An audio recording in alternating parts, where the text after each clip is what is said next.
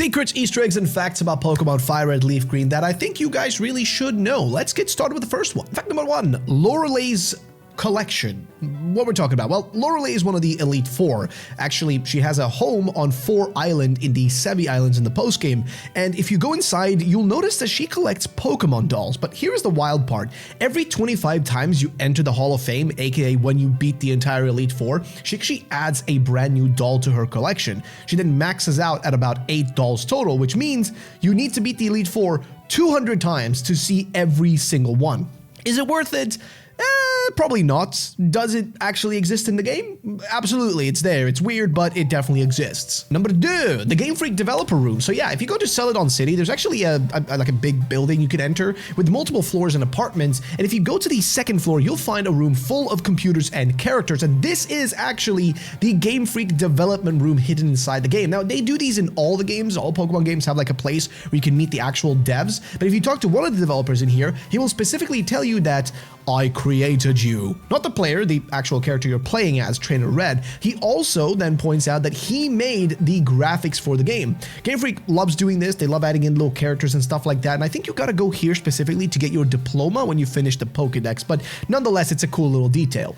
Fact number 3, the Stand By Me Easter egg. Now, you guys should by now know that at the start of the game, before you even step outside into the world, if you go downstairs and interact with the TV in your living room, this is also in Pokemon Red version, but it's actually playing a specific thing. If you play as the male protagonist, it will describe a film about the 4 boys walking down a railroad track, a direct reference to Stand By Me, which is a 1986 Stephen King film. But there's also the fact that the Satoshi Tajiri, creator of Pokemon, is known to be a huge fan of this specific film, and it completely changes if you actually go down as the girl character or as Leaf. When you go down, you will actually see that it talks about a girl walking down a yellow brick road, and that's a reference to Wizard of Oz as well. The game does give these little references. They even had, like, for the celebration back in like 25th anniversary, they specifically had like a whole animation and stuff that featured a reference to this specific movie.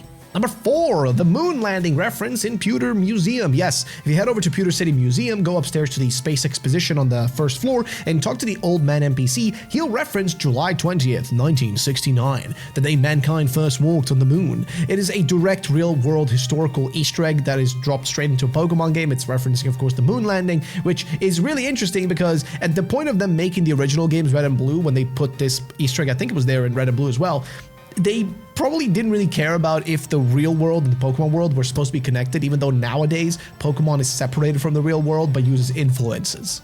Number 5, the pattern bush is a circuit board. Yes, so on 6 Island in the postgame Sevi Islands, there is an area called the pattern bush. It's completely exclusive to these remakes. It doesn't exist in Red and Blue or anywhere in those original games. And the layout is not something random like at all. The entire area here was deliberately and specifically designed to resemble the circuit board of the original Game Boy cartridges for Red and Blue. The grass, like the way it's positioned, the trainer's positioned, like screws on a board, it's like a little tribute to those games. It's kind of a cool little Easter egg that they added in. Next up, the Rocket Warehouse passwords are palindromes. See, on 5 Island, getting into the Team Rocket Warehouse requires 2 passwords. Those passwords are Goldeen, Need Log, and Yes, Nah, Chansey. Now, read them backwards. Goldeen, Need Log, same forwards and backwards. Yes, Nah, Chansey, same thing. Both passwords are actually palindromes built entirely from Pokemon names, and somebody at Game Freak specifically sat down and crafted some wordplay for these. It's weird, but they did that. Speaking of that hideout, by the way, did you guys also know that in the hideout, if you talk to this one guy, he actually references Giovanni's kid who has red hair, thinking we are that kid, but no, he's actually referencing Silver from Pokemon Gold and Silver. Do you guys also know that Eevee can not evolve into Espeon or Umbreon in these games? And this has specifically to do with the fact that FireRed LeafGreen, for whatever reason, did not include any sort of day and night cycle, right? There was no actual like clock in the game that was counting days and nights, and as such, it was impossible for Eevee to evolve into Espeon and Umbreon. It was not like something that it was hard to do. It was literally impossible. Like Espeon evolves with high friendship during the day, and Umbreon Umbreon evolves with high friendship at night, but the problem again is that FireRed LeafGreen has no internal clock. There is no day, night cycle, anything like that anywhere in the game, so the game has no concept of what time it really is, so you have no way of doing it. The actual way to get these two, I think the only way to get them is actually to trade them, you know, Espeon and Umbreon from, I think, Emerald is the only way to do it, so yeah, it's a bit odd. And since we are on the topic of specifically, well, cross-gen evolution, something you'll notice about these games, which is really weird, is that every post-Gen 1 evolution is behind the National Dex. So, as you can see, if we do have the National Dex open right here, the regular Dex, well, guess what? In here, we can't get it. We have to get the National Dex first, which means that even if you have a Golbat and you have high enough maximum friendship on it, you still will not be able to evolve it into an actual, well, Crobat. It will just be impossible. Instead, you need to actually beat the Elite Four and catch at least 60 Pokemon, and then those evolutions will be, like, available, right? Like, Golbat is essentially the poster child of this. You can max its friendship, level it up, the evolution animation actually will play, the music plays, and then the game just cancels it every single time that you try to level up. It is a really weird thing. It's really bizarre. I don't get it. They do the same thing, I think, for Scyther, can't become Scizor, Pichu can't be Pikachu, Cleffa can't be Clefairy, Igglybuff, and so on and so forth. Basically, the game is, like, forcing you and trolling you the entire time, right? There is actually a really cool thing you can do, which is called code execution, or ACE. Like, you can remotely access some specific code or run code in the game, which, by the way, does not require you to, you know, hack your game or play a hacked version. All it really requires you to do is to buy mail, and there's a whole process to it that I would definitely recommend look up a separate video. Not this one, I'm not going to explain the entire thing because it is very complicated, but what it allows you to do, essentially, is to run code in the game without having to install any hacks, without having to do anything weird. It's just a glitch in the game that allows you to unlock specific stuff. Like, for example, unlock access to the entire, like, array of things you can catch. Unlock also access to special event Pokemon, which are actually not even possible to get unless you did, like, a Nintendo-specific event at, like, a GameStop back in, like, 2004, which is insane to think about that that's the only way to access some of the events. But guess what? Thanks to this, like, it's called ACE, right? Thanks to that, you can actually access most of these things, which is pretty cool. Also, did you guys know that the legendary beasts will be dependent on which one of your starters you have? So, you see, once you finish these games, you can actually get your hands on the Sevi Island quest to, well, go and try to get the 3 legendary beasts, right? That is Raikou, of course, Entei, and Suicune. However, which one you're going to get to show up in the world actually depends entirely on your starter Pokemon. Yeah, so based on the starter Pokemon you chose, it will determine which one of these fellas will actually show up in the grass when you go hunting for them. And it's really weird. But basically, if you pick Squirtle, you're going to be hunting Raikou. If you pick Charmander, it's going to be Suicune. And if you choose, I think, what was supposed to be Entei? Because it's supposed to be like the Pokemon that your starter is weak to, right? It's supposed to be the advantage against your starter is what you're going to be fighting or hunting. Like I said, Bulbasaur, you get Entei. Squirtle, you get that Raikou. And of course, Charmander, you get the Suicune so they can counter them. But it's weird. It's really odd. I don't know why they did it like this, but it is a thing in the game, so just thought I would mention that. But of course, it is something you do in the post-game, which is fine. But also, speaking of that, do not mess up and use Mean Look. For whatever reason, there's a glitch in the game where basically if you use the move Mean Look on a legendary beast when you find it in the grass, what ends up actually happening is that will cause them to use Roar, which they're going to use anyways because they always run away. You guys know how it is to chase these legendaries. But if they do use Roar, they're going to disappear. And because you use Mean Look, there's a glitch that causes them to not be able to be caught anymore, which is really weird. You guys can look further into it if you want to. I just want to quickly mention it here since we're talking about the legendary beasts. It's just an odd little thing. The unlimited nugget glitch. I've spoken about this in my previous video covering some of the glitches and stuff in this game, but yeah, on Route 24, the Nugget Bridge above Cerulean City, there is a glitch that lets you essentially print money. Basically, you beat all 5 trainers on the bridge, you reach the Team Rocket Grunt at the end, and he gives you a nugget, and then he challenges you. Now, here is the trick. If you lose that battle, you black out, respawn at the Pokemon Center, but you keep the nuggets. You go back, do it again. Nugget, lose, lose. Each nugget basically sells for like 5,000 Pokédollars, and you can do this literally as many times as you want to, and you can just retire rich. I mean, yeah, the game never intended this, but it just kind of forget to set a flag to specifically cause this not to happen. But it's kind of funny though, I ain't gonna lie. Now, this next one is genuinely kind of interesting, and I don't know how you were supposed to figure this out or how people actually figure this out, but it's kind of fun. Basically, if you go over to like Route 13 or whatever, like right next to Vermilion City, and you talk to Professor Oak's aide, who is this like one worker he's found inside of one of these buildings. If you go inside of it and you talk to him, he'll say, "Hi, remember me, I'm one of Professor Oak's aides," and he'll give you specifically a reward, right? The item finder if you have about 30 Pokemon in your Pokédex, which is great because once he gives you that item finder, then we can figure out something really strange. See, with the item finder, the game, again, tells you nothing about this, but if you go to specific routes, like very, very particular places in the game, you can actually get items that you wouldn't normally be able to find there. Now, what are we talking about? Well, basically, if you go to the route or the area, the exact tile where, for example, Snorlax was blocking your path, so that could be Route 12 or Route 16. If you go to the exact tile where it was sitting or laying or whatever, if you go exactly there and use the item finder, you'll be able to actually find a leftover. Yeah, I know. It's a bit odd, isn't it, right? But yeah, for whatever reason, that's a thing. I don't know why that's the case, but if you do that, specifically in those places, you find 2 leftovers where the Snorlaxes are, but it's not the only items. There's actually even more items you can find. Like, for example, if you go over to Viridian City Gym, the same area where you beat Giovanni, well, guess what? You will actually find one very weird item where he was standing. The Macho Brace. So, yeah. Again, why is this the case?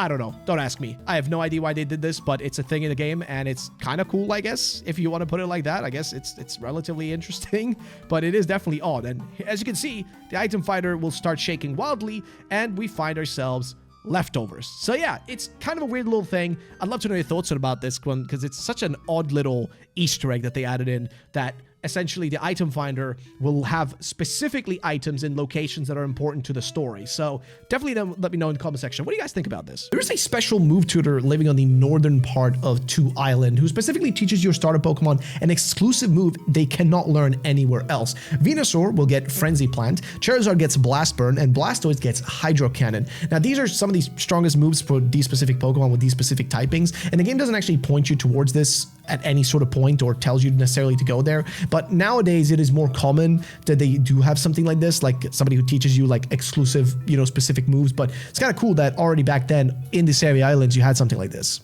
So this next one is really interesting. See, if you guys go to 2 Island and you complete this side quest with the game corner guy, and after you've completed the side quest and you go back into your game, you will be able to do like a weird like mini game, I guess you could say. Like there's basically these 2 mini games. We can talk to the guy on the left and he'll actually explain the rules to us. And there's Pokemon Jump and there's Dodgero Berry Picking. Both of these are like weird little mini games you can do. They're like not super crazy or anything, but the dumb part is the only way to seemingly do them, at least as far as I can tell, is by actually doing it with your friends through wireless communication.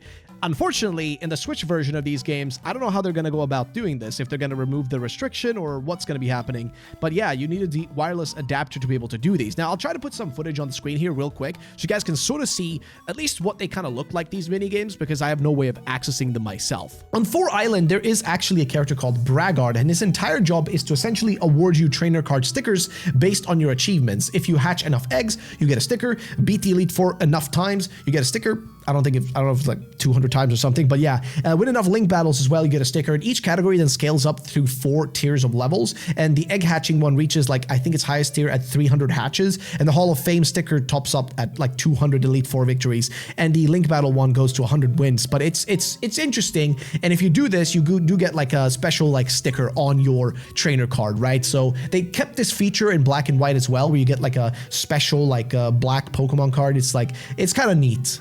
So, did you guys know that they had plans for you to be able to trade with Ruby Sapphire, Colosseum, and those games with FireRed LeafGreen, but for whatever reason, they thought, what if we lock it behind an in-game mechanic that you have to complete first? So see, if you bought FireRed LeafGreen specifically to trade with Ruby, Sapphire, Emerald, it doesn't matter, Colosseum, well, you couldn't do it right away. See, instead, any cross-game trading is completely locked behind a specific quest line in the game. You need to beat the Elite Four, then you need to retrieve the Ruby from Mount Ember and recover the Sapphire from Team Rocket on the Savvy Islands, and then hand both of them over to Celio on 1 island. Only after that does the full trading network actually unlock. Now, a huge number of people who bought these games back in the day to trade with friends that had cross-gens just couldn't do it. It just wasn't possible. So it's a weird thing that they locked behind something so obscure. Now, most players know that you can rematch the Elite Four, but almost nobody realizes that it is actually even more interesting after you complete the Sevi Island quest and unlock the National Dex. See, the Elite Four's teams don't just get stronger after you've done this, they get completely different Pokemon from Gen 2. Basically, Lorelei brings in, I think, a Piloswine, Bruno adds a Steelix to his team, Agatha has Misdreavus, Lance shows up with Kingdra, your rival's team also gets overhauled, so Blue's team gets completely, like, you know, changed up as well and becomes stronger. So it's essentially a hard mode version of the Elite Four that's just built into the post-game specifically as a way for you to go get the National Dex to unlock more like difficult battles. Yes, next we're going to talk about the 8th Sevi Island, which is called Naval Rock, and it's where you could get Lugia or Ho-Oh, the legendary Johto birds. They're directly inside this game. You just need the Mystic ticket from a real-world Nintendo event to go get them. However, in the re-releases, there's probably going to be an NPC that gives them to you in the game. Now, once inside of the island itself, it goes either up or down, and if you go up, you'll find Ho-Oh at the top of this mountain. If you go down underwater, you will find Lugia, and FireRed gets basically, I don't know if both games get both, but I think FireRed gets Ho-Oh and LeafGreen gets Lugia, and they're both around like level 70, and at the time this was a pretty interesting thing that they added in if you think about it, because these are Johto legendaries, and making them available in the Kanto game was a little bit odd, but kind of cool nonetheless. Then we have another interesting Pokemon, which is Birth Island, where you can catch Deoxys. But to make it appear, you have to solve, well, of course, a puzzle. You also have to have a specific item to be able to get to this island. But there is a weird puzzle when you do reach the island itself. There's a black triangle on the island, and you have to approach it, interact with it in a very specific sequence of directions. Essentially, chase it around for a little bit, and if you do it correctly, it will grow red, and Deoxys will emerge. Now, the game gives you no indication of how to necessarily do this, but the people who figured it out, you can find it online. It's not that difficult, I guess, nowadays. However, the Deoxys itself is an interesting one. Depending on what game you're playing, if you're playing Pokemon FireRed, it'll be attack mode specifically, the attack version or attack form of Deoxys. But if you're playing LeafGreen, it'll be the defense form instead. And this is specific. There is no other way to change their typings, anything like that. You have to trade with someone to get any of the other forms, but these are the only forms available. So for FireRed, it's the attack form. For LeafGreen, it is the defense form. But yeah, it is really odd. I think the Deoxys is like level 30, so just do your best. You shouldn't have too much struggle while actually catching it. Just bring a lot of Ultra Balls. And finally, most of you guys may remember the whole Muse under the truck thing from back in the day. Well, you guys remember it. Use strength on the truck, like around SSN, and Mew will appear. Of course, it wasn't real, but for whatever reason, the devs with FireRed LeafGreen decided to add the truck back in, and of course, using strength still doesn't do anything. However, if you go under the truck, or rather you go south, you will actually find an item, which is a lava cookie. I don't know what that's necessarily supposed to be as an Easter egg, but it is an Easter egg nonetheless, and it's there, and a lava cookie is just like a full heal, so yeah, it's there, I guess. I don't know the exact purpose though, but it's a cool little thing. Next up, we have a weird place. It is an island in the Sevi Islands that's called specifically the Altering Cave, and this place is interesting because in theory it was designed to essentially change its wild Pokemon encounters based on the Wonder Spot mystery gift data. So basically by cycling through a few different options like Houndour, Teddiursa, Apom, Shuckle, Stantler, Pineco, and Smeargle. But in Japan this actually worked. However, everywhere else in the world they did nothing with this. This was supposed to be a special cave where you could get specific encounters that were supposed to be special, but they just didn't do anything. So now when you walk inside of here, you only really find Zubats. This entire thing was region locked and they kind of abandoned it anywhere else, leaving essentially just an empty cave on a secret island with no purpose whatsoever. So there is actually an item in FireRed LeafGreen called the Fame Checker, and its entire purpose is to let you dig into lore and like trivia on the major characters of Kanto, so Professor Oak, Brock, Lieutenant Surge, Erica, Sabrina, Lorelei, you get all of them. Basically collect dialogue snippets and facts throughout the game to build out profiles on each of them. It's essentially like a little weird compendium for you to collect information. However, you can't use it to rematch anyone. See, the Fame Checker didn't work like the VS Seeker necessarily, so anyone who kind of wanted to just use it for that, it wasn't an option. FireRed LeafGreen actually had an extra layer of content tied to the e-reader peripheral. Now, you guys may not know what this thing is, but it was like this weird, like little, like it's essentially like the amiibos we have of today, but they could read specific cards, and if you had some TCG card, they could even read those. But if you had one of these, there was 5 sets that were released of cards, but only the first one actually ever reached like the US, Canada, Australia, but none of them ever released in Europe, and the cards basically featured completely original trainer characters that exist nowhere else in the franchise. People like the youngster Cole, Burglar Jack, Psychic Millie, all designed to work as at the Trainer Tower or Seven Island. There actually was a full set that had like 44 cards, but the vast majority of people like never actually got to experience any of this. And if you did these things, you could like battle them, which is pretty cool. But yeah, the e-cards never really, the like e-reader cards never really got like beyond Japan much, and if they did, oftentimes it was like very few and far in between, so people didn't really interact with it much, which really is sad because I love those things, like especially nowadays looking back and trying to find all of them and trying to figure out like how they all work and what trainers are included. When you actually go to the credits of Pokemon FireRed LeafGreen, the sprites of Charizard, Blastoise, and Venusaur and Pikachu shift their poses to exactly match their original artwork from the Japanese box art of Pokemon Red, Blue, Green, and Yellow. It's kind of a frame perfect tribute to the art that started the franchise, which is kind of neat. And that's all for this video. If I missed something, let me know in the comment section down below. Thank you for watching. Peace out.